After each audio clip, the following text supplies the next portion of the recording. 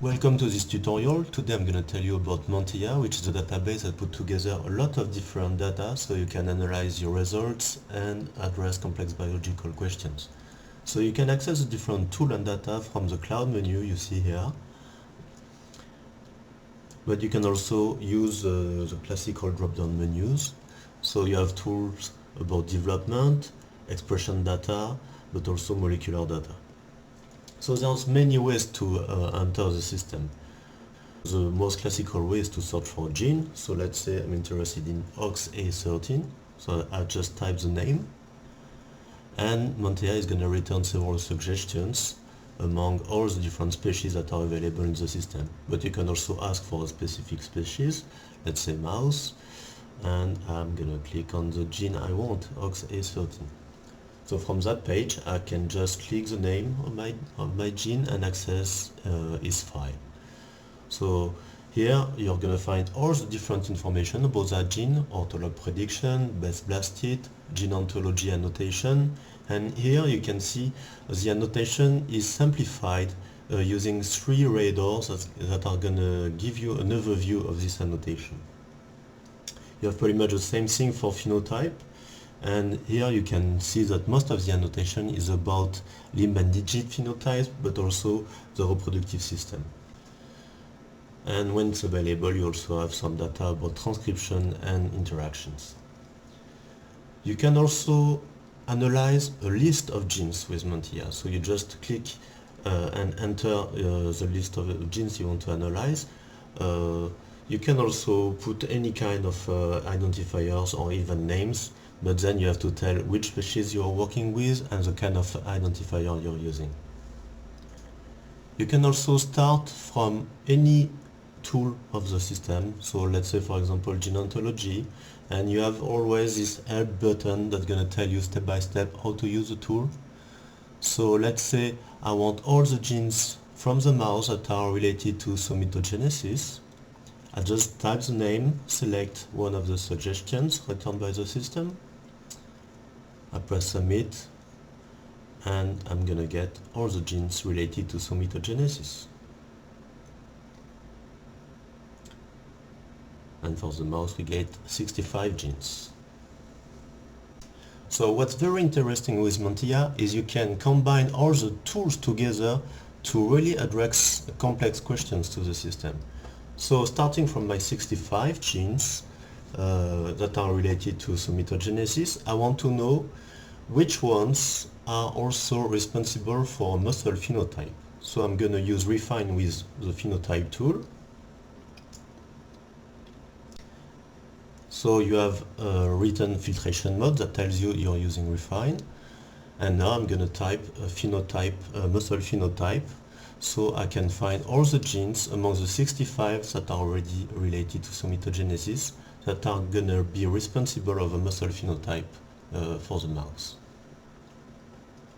And I get 25 results. So now let's say I want to know how many of these genes are also known to lead to a genetic disease in human. So for this I'm going to use the orthology tool, convert all my mouse genes into their human orthologs. There we go. And now I have access to the OMIM dataset. So OMIM is a database about genetic diseases. And here I won't ask for a specific disease. Instead, I just press submit. So it's going to list all the diseases that are related to my gene list. And that's 51 results and 51 diseases. Refine can also be used to visualize the annotation of a list of genes. So starting from my 51 genes, I'm gonna look for all the molecular complexes that can form together. So you have a textual descriptions of these complexes, but you can also use this interactive graph where the big bubbles correspond to the cellular space and the smaller bubbles correspond to the complex these molecules are going to form together. So you can zoom in, zoom out, and browse the graph as you can see interactively. When you use refine with the interactome data, you're gonna get this kind of graph that's gonna tell you the different interactions among the proteins. And for data using ontologies, like a gene ontology, you can use this tree map representation where these tiles represent a keyword, and it's gonna tell you the number of genes corresponding to this keyword. So another more advanced way to combine data together is using the query builder. So query builder, you're going to find it in the Boolean tools section of Manteia. And as you can see, the interface is pretty simple. So how it works is, first you select the kind of data you want to work with, then you enter a keyword, select a suggestion, and then you're going to compose a query using the Boolean operators that are available from the interface, and or not. And here I'm looking for all the genes that are responsible for the heart development according to gene ontology, or that are responsible for cardiovascular phenotype according to the phenotype dataset for the mouse. So once again, I type the keyword, select among the suggestions, and just compose a query like that. So it's done, I press submit, and I get all the genes corresponding to this query. But you can also address several questions at the same time. So let's say you have a patient having several clinical features. You're going to describe each of these features using a different query. So we started with the heart and cardiovascular phenotype. I designed a second query about lung development or lung diseases. And here I'm looking for the genes that are responsible for kidney phenotype. So you can also adjust the weight of each query. So let's say the first query is more important because it's more frequent for that disease, for example. And when you address several questions to the system, Manteia is going to return a graph, which is called a chord diagram, that's going to tell you how many genes are returned by each query and how many genes are shared amongst different queries. And what is very important with this tool here is no genes are going to be discarded. Instead, they are going to be sorted according to the number of criteria they meet. So the first genes correspond to the three queries together, so they are the best candidates to explain that disease. Then you have the genes corresponding to two queries, and then corresponding to one query only. So Query Builder is great to make predictions, but you can use it in combination with the other tools on Manteia to make these predictions more effective and more accurate. Let's use the OMIM tool of Manteia. We're going to look for the DiGeorge syndrome. And from this page you can see all the different clinical features listed for that disease. And the system is going to analyze this list and generate the Query Builder question to search for the best candidate genes for that disease.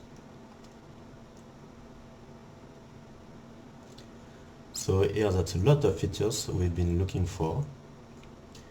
And we already know the gene that is responsible for the DiGeorge syndrome. It's TBX1, which is in position 17. So it's pretty good for an ab initio prediction. Now, let's say we have a linkage analysis to tell us we are looking for candidate genes on chromosome 22. We'll use this tool to get all the genes on chromosome 22. Then we use refine to get the mouse orthologs of these genes. And now we can go back to the OMIM file corresponding to the DiGeorge syndrome. So we can run the automatic analysis and take into consideration these new clues in the search. And now, combining all this data together, you can see we have TBox1 ranking first in the prediction. Manteia also provides a set of tools to analyze statistically the annotation of a list of genes. So you know if they are from the same locus, if they tend to be from the same biological pathway, or if they tend to have the same function, for example. To do that, we're going to enter a list of genes, as we've seen before. then select the kind of annotation we want to analyze, and then press Statistics.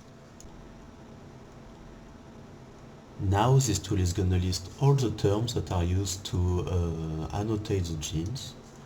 It's going to tell you how many genes are found annotated with this specific term in the genome or the microarray you're analyzing, how many are found in your list, and it's going to analyze statistically the difference to tell you if this is significantly enriched or depleted in that list compared to the genome or the microarray. You can also press this right button to know which terms are related to each other, or press this other button to list all the genes that are annotated with that term.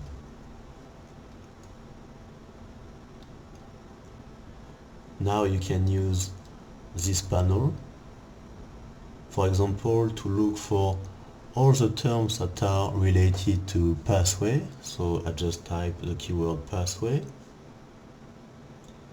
I'm going to press sort, and the table is going to be updated to show only the terms that are related to pathway.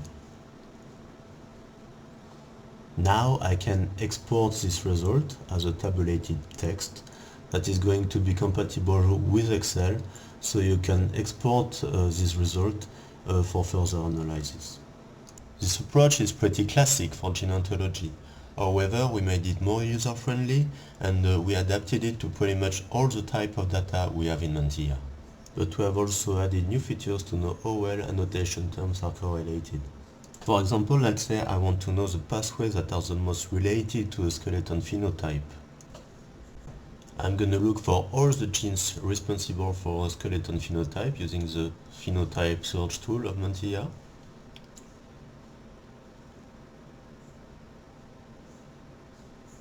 And then I'm going to run the statistic tools on this list of genes.